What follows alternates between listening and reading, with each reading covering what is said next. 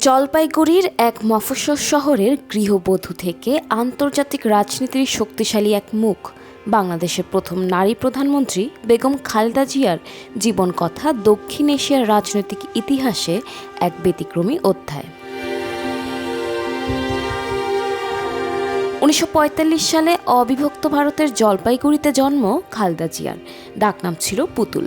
বাবা ইস্কান্দার আলী মজুমদার ছিলেন চা ব্যবসায়ী। দেশভাগের সময় পরিবার দিনাজপুরে চলে আসে, যদিও তাদের আদিবাড়ি ছিল ফেনীর ফুলগাজীতে। জলপাইগুড়ির নয়াবস্তিতে কেটেছে তার শৈশবের একটি অংশ। পড়াশোনা করেন জলপাইগুড়ি সদর গার্লস স্কুল, দিনাজপুর সরকারি উচ্চ বালিকা বিদ্যালয় ও পরে সুরেন্দ্রনাথ কলেজে। 1960 সালে তৎকালীন পাকিস্তান সেনাবাহিনীর কর্মকর্তা জিয়াউর রহমানের সঙ্গে তার বিয়ে হয়। বিয়ের পর নাম পরিবর্তন করে হন খালেদা জিয়া। স্বামীর কর্মসূত্রে চট্টগ্রাম সহ বিভিন্ন স্থানে বসবাস করলেও রাজনীতির প্রতি তখন তার কোনো আগ্রহ ছিল না।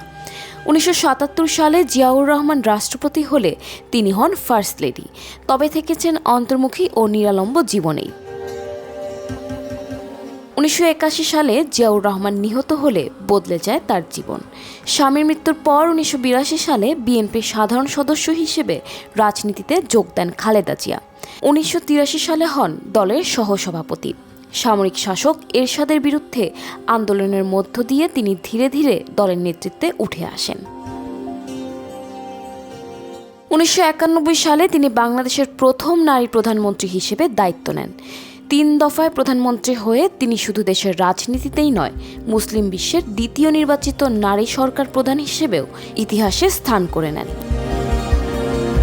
গৃহবধূ পুতুল থেকে আপসহীন নেত্রী 4 দশকের বেশি সময় ধরে রাজনীতিতে সক্রিয় খালেদা জিয়া প্রমাণ করেছেন, সংগ্রাম ও দৃঢ়তা থাকলে ইতিহাসের গতিপথ বদলে দেওয়া সম্ভব।